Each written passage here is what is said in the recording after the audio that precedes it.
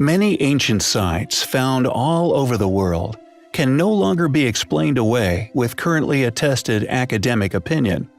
Who they say built them, why, or when they were created. The most popular of these anomalies are the ancient monuments that can be found upon the Giza Plateau. Currently explained as having been built by our copper tool-wielding ancestors a mere 4,000 years ago, somehow successfully creating some of the most precisely built and indeed enormous ancient structures found on Earth, decidedly choosing to use granite blocks many tons in weight as their building material of choice. Ironically, although these sites are somehow exclaimed as having been built by the ancient Egyptians, any actual, literal explanation of how this was actually done has never been provided. Not only is academic opinion severely lacking any logical understandings as to the construction of these sites, they seemingly attempt to ignore, and in some cases conceal, additional controversial anomalies they simply cannot understand. Enormous stone megaliths are hidden all over Giza, and especially around the base of the Great Pyramids. And not only were these buildings adorned with incredibly hard granite, but also basalt, a similarly tough stone, and another which would be near impossible to have hewn with mere copper implements. Known as Giza's basalt floor, it is what many people now see as the smoking gun for evidence of advanced engineering having once been responsible for the construction of the site.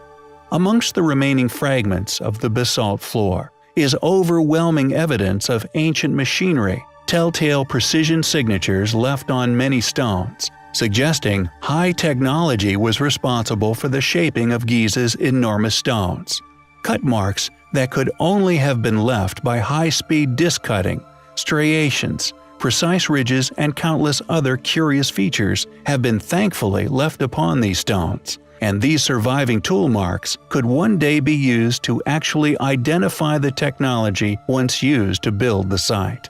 We now feel that the evidence to suggest that the modern attested and mass-published theories regarding the origins of the Giza Plateau, its age, and indeed its creator's past capabilities, is currently incorrect and is now overwhelming, and that it is only a matter of time before a revival of this past knowledge and indeed understandings again begins to flourish.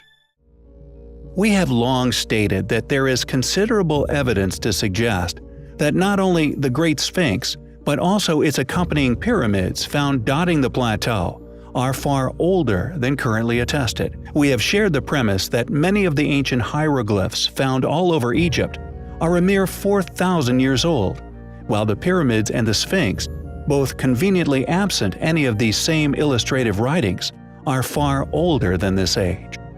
Why are there no hieroglyphs within the Great Pyramids?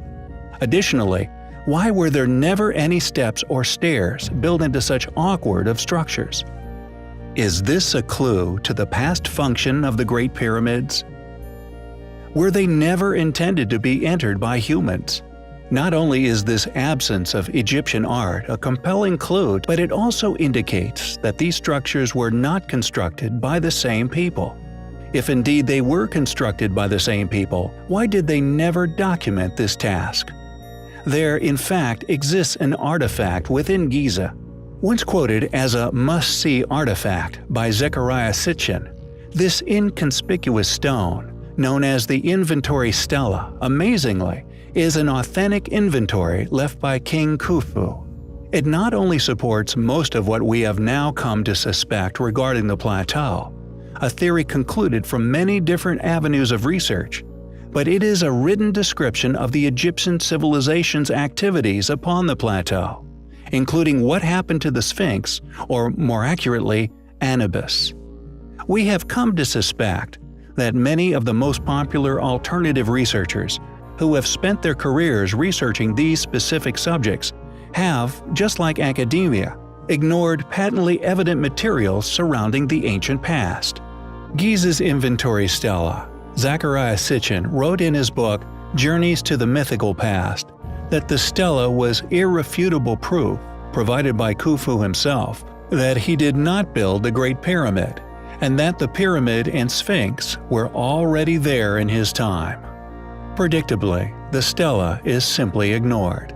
However, some, like James H. Breasted, commendably included the inventory stela in his official list of Fourth Dynasty artifacts, stating that regardless of opinion, that it, quote, bore all the marks of authenticity.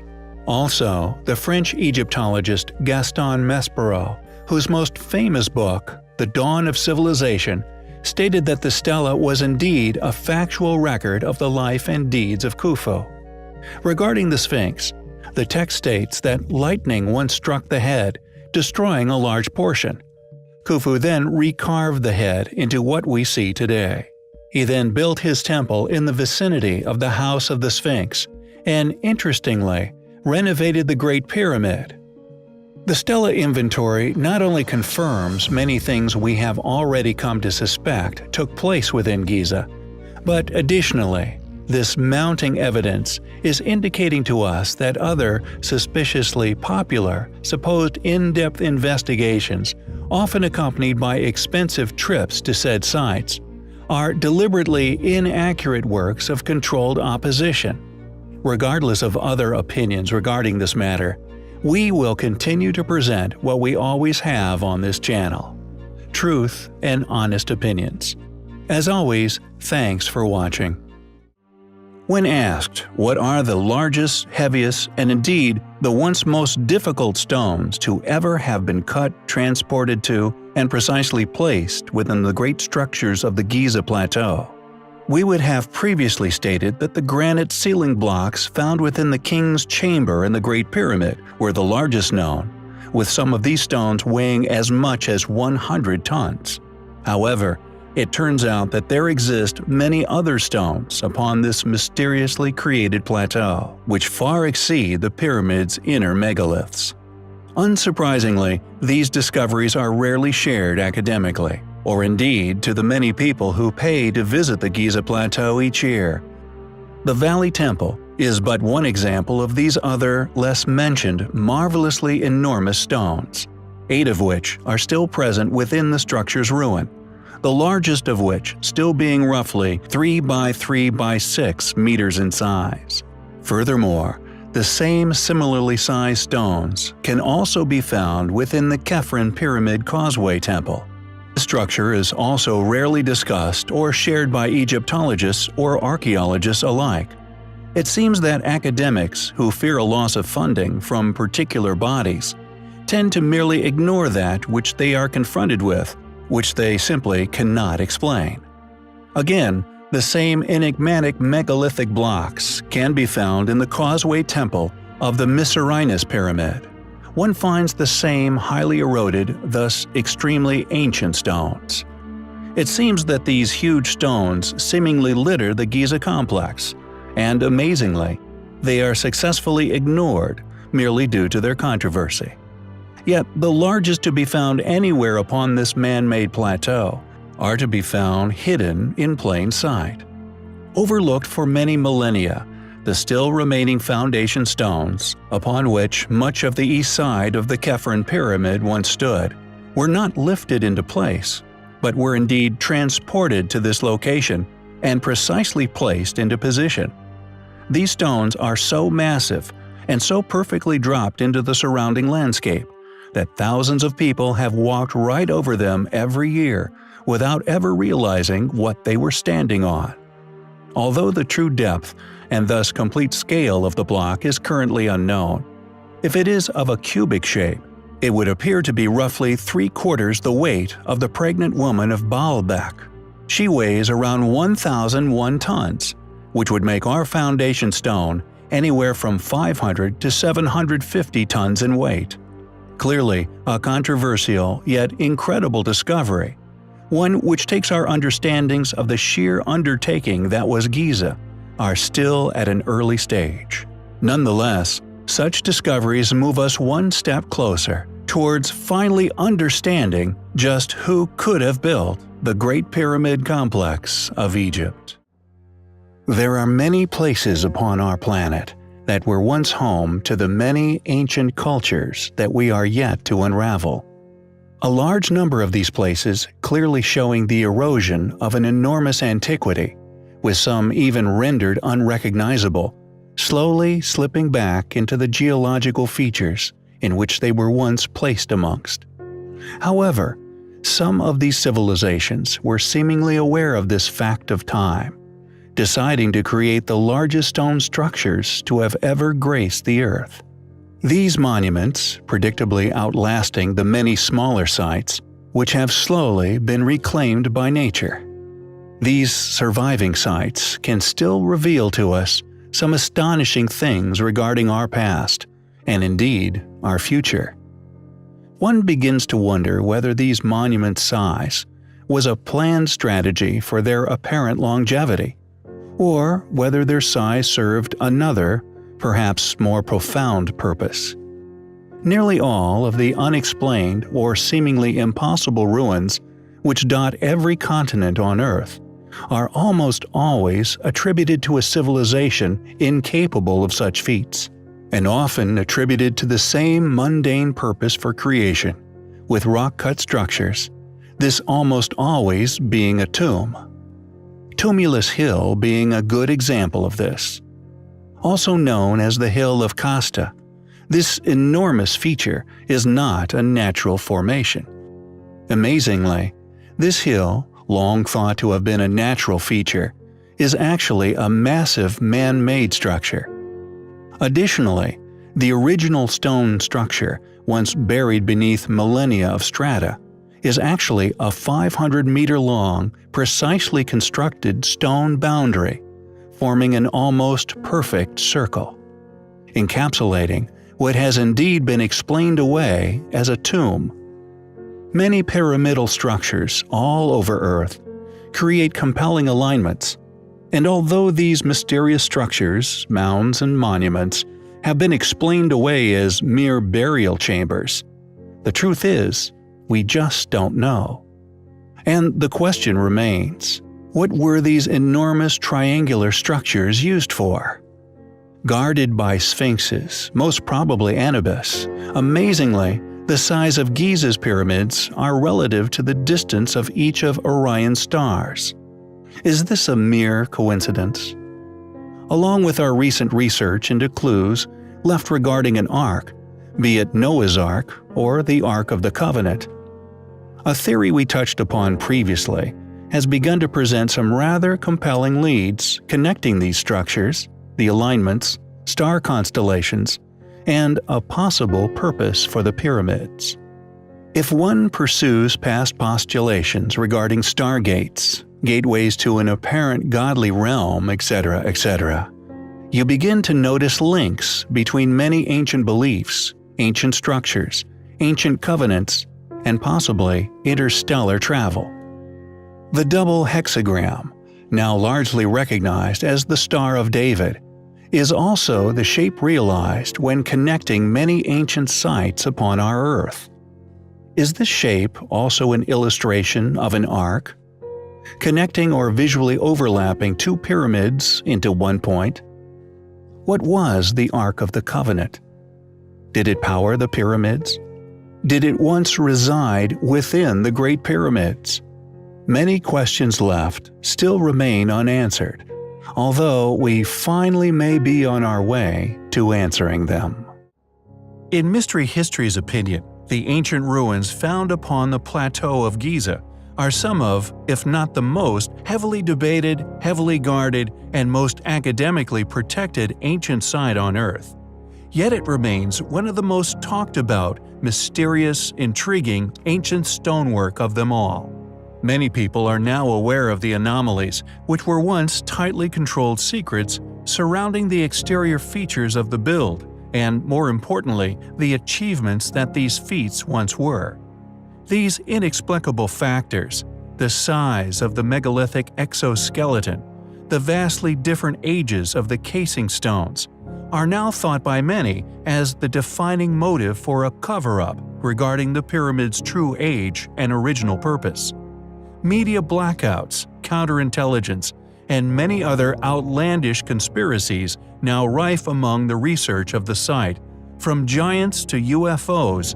The ideas and theories people have put forward for their function, or indeed, what could be hidden in voids constantly discovered yet to be penetrated, these hidden rooms, along with their ancient entrances, remain a complete enigma, even in recent years, as advances in penetrative radar become a reality and accessible to self-funded individuals and research teams. More and more voids, unexplained heat anomalies, and even air shafts not known of before continue to be discovered within these enormous mystifying structures. Yet, as mentioned, the subculture, many genuine yet misguided in their investigative method, yet also many funded individuals involved in many other hard-to-deny subjects, has successfully swamped the field with dis- and/or misinformation, creating opinionated followings with a successfully corrupted impartiality, deceptively manipulated into becoming said misinformation's advocates, rather than whence they came, an open mind, a skill for discussion, and an unbiased critical approach to subjects whose true nature are actively being protected. The predictably far fewer articles, books, and other logical, critical, impartial to all but fact, unwavering competent research done by many capable individuals, although adrift within an ocean of fallacy, shines much light upon some highly compelling yet albeit highly controversial features of the Plateau of Giza, features which may one day lead us to ultimately unlocking the pyramid's secrets and allowing us to finally understand what these structures' past functions truly were, not only in detail, but perhaps in an attempt of replication. During our own research, we have found some interesting similarities between Giza and Bosnia, among other lesser-known pyramid structures, and this curious yet continually reoccurring feature is now being more frequently discovered all over the world. The Great Pyramid of Bosnia, for example, a site discovered by Samir Osmanagic, has an ingenious river, which, after 3 years of research, was confirmed by him and his team to have had an artificial current. The reason for this is currently unknown, but it seems water was a significant factor in the past function of these ancient structures. Water is a curious thing, and in many situations acts just like that of electricity. It runs in currents and travels through tubes like electric through cables. Yet no one seems to know what electricity is. We hypothesize that these water features are of tremendous significance when it comes to understanding the true function of these incredible structures. But I digress. The plateau has always intrigued me. Although buried by a desert sand, the solid sandstone below is of an unimaginable size and seemingly level, over 40 feet deep in some places, yet no one truly understands its origins. Indeed, structures as large as the pyramids would need impressive foundations, but the plateau, it seems, is far too large and, if man-made, bafflingly sparse of any ruins, structures which one would have presumed would have been the reason for its enormous construction. There is, however, another hypothesis, a legend that told of a lost labyrinth, a secret underground lair as big as a town, a secret underground structure so large and thus so easy to get lost within, it became known as the labyrinth. Long spoke of, but always dismissed as mythological, this due to a lack of any substantial evidence for its existence. That is, until a few years ago, when a groundbreaking rediscovery was made, yet unfortunately it seems, this groundbreaking event was somehow masterfully stifled, not shared by mainstream media, funded institutions with their armory of literature and magazines alike. Thus, it merely becomes an observational exercise in yet another display of the influence our currently controlling institutions have over public opinion, preventing an underground city of gigantic proportions buried beneath Giza never successfully achieving public notoriety. The sand of Harara was scanned by a Belgian-Egyptian expedition team in 2008, in an effort to research something known as the quarry theory, suggested by Petrie in 1889, following his finding of a great artificial stone surface measuring 304 meters by 244 meters. Petrie interpreted the enormous artificial stone plateau as the foundation of the labyrinth, concluding that the building itself, although long believed to have been totally demolished in the Ptolemaic period, had in fact survived and lay hidden for millennia. The surveys proved its foundation remained unpenetrated and still laid undiscovered beneath the sandstone, never lost, the possibility of the results being that of the roof of the labyrinth, all but proven true. The following is an excerpt from the dig's official report. Quote, "Underneath this upper zone, below the artificial stone surface, appears, in spite of the turbid effect of the groundwater, at a depth of 8 to 12 meters, a grid structure of gigantic size, made of a very highly resistant material like granite stone. This proves the presence of a colossal archaeological feature, which has to be reconsidered as the roof of the still existing labyrinth." End quote. Are the legends true? Does the Labyrinth of Giza still lay hidden, unexplored beneath the sands of Egypt? We find the evidence to suggest such highly compelling. Countless talented, valiant souls, spanning all throughout modern history, have been publicly lambasted for their troubles. Not only are such readings and results regularly scoffed at, and any subsequent finding, all stemming from their honest admittance that their data showed evidence of inhabitation with, quote, underestimated prehistoric dates. Many of these artifacts and ruins, claimed as being a mere few centuries old, we have, due to extensive research into similarities and differentiations at many of these sites, managed to locate signature stonework within the structure's outer walls, clearly submerged and perfectly preserved for untold millennia. Indicative of many inexplicable sites around the world, which some even claim are upwards of 300 million years old.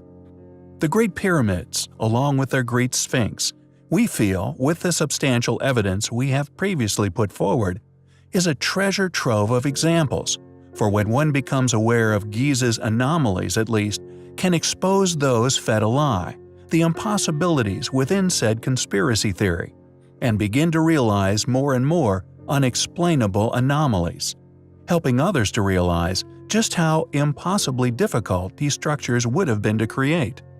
A feat when considered by many, especially those with a good idea for the sheer size of this place, find the reality that the plateau was possibly man-made very hard to conceive, subsequently still concealing many secrets which we feel is the purpose of the plateau being created in the first place.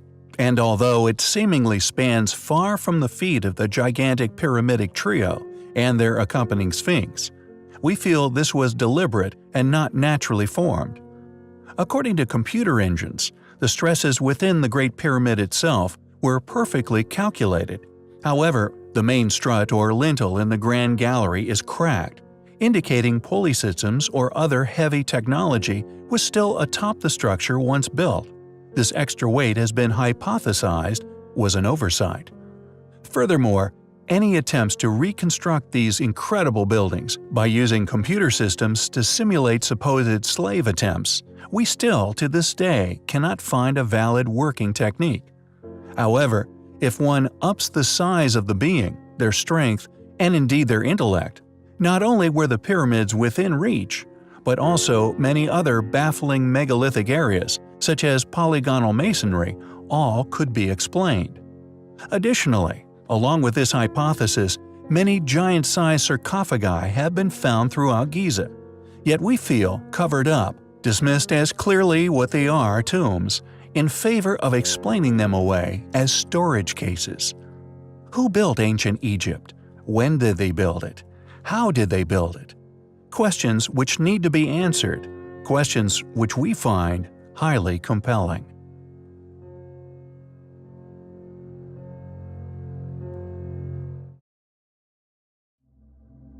The Pyramid of Menkaure may be the smallest of the three main pyramids of Giza, But some find this site to be one of the most intriguing to be found upon the Giza Plateau.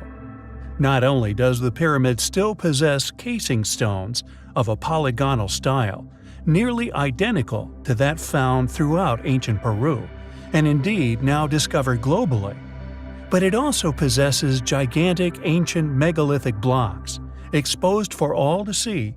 These impossibly huge blocks of stone are clearly of a tremendous age, leading up to a once immaculately carved inner chamber. On the 28th of July, 1837, Howard Weiss rediscovered the upper antechamber of the pyramid. Within, the remains of a wooden anthropoid coffin inscribed with Menkaura's name was found. This tomb did indeed contain human bones. However, this is now considered to be a substitute coffin. Radiocarbon dating on the bones also claimed to have determined them to be less than 2,000 years old, which, according to certain researchers, suggests an all too common bungled handling of remains from another site. Furthermore, along with polygonal masonry, an inner chamber and 3 tiny accompanying pyramids, known as G3A, G3B, G3C, the age of this pyramid has also not been hypothesized or narrowed down to any specific era within the ancient Egyptian Empire, making it an obscurity, and also, predictably, a lesser-known site within academic study and mainstream reporting. Who built the pyramid? Are the megaliths within the outer temple walls the same as those of the exoskeletons of the larger ancient Great Pyramids? An ancient anomaly which has been exposed mostly upon the east wing of Cheops by the removal of outer casing stones which we have in the past reported on, along with their clearly much younger age. In AD 1196, Al-Aziz Uthman, Saladin's son and the Sultan of Egypt, attempted to demolish the pyramids, starting with Menkaura. However, and rather predictably, 8 months in, they found that it was nearly impossible to destroy. Not only could they only remove 1 or 2 stones each day, when a stone fell, it would bury itself in the sand, requiring extraordinary efforts to free it. Wedges were used to split the stones into several pieces. Despite their efforts, workmen were only able to damage the pyramid to the extent of leaving a large vertical gash at its northern face. It is undoubtedly a highly intriguing pyramid. We have often postulated as to the precise age of the great monuments of Giza, undoubtedly the most astonishing structures left by the ancient world. There are many questions which persist regarding this ancient site. Who built these extraordinary buildings? Why did they build them? And of course, when was this unimaginably enormous task undertaken? Interestingly, there exists an enigmatic statue, which it seems, although predictably little shared by academia, actually predates this astonishing time within Earth's history. Quoted as possibly one of the rarest finds of its kind, according to Dr. Clarence Epstein, Senior Director of Urban and Cultural Affairs at Concordia University, where this remarkable item is housed. Not only can no one date the object, but there also exists a language etched into its form which is yet to be deciphered. As Dr. Epstein acknowledges, no expert, among the countless he has personally consulted over the past decade, can identify the sculpture's age, artistic tradition, or indeed recognize and decipher the ancient language found etched into its base. Dr. Epstein believes the statue is of a pre-dynastic age. It was originally taken from Alexandria by the Necropolis family. It was then shipped with 20 crates of antiquities from Egypt and the Middle East to Canada, where it still resides. However, its whereabouts prior to this shipment are unknown. The statue is of 2 nude subjects standing 67 centimeters high, one male and the other presumed female. This figure is also noted as possibly holding a child. They are depicted in a sitting position, with noticeable elongated skulls. Now known as the Starving of Saqqara, this due to the figure's emaciated frames. Just what could this statue represent, or indeed be trying to tell us? How old could it possibly be? And most interestingly of all, what could the enigmatic writing upon its base actually mean? As more research is undertaken, it is only a matter of time before we know its true identity once and for all.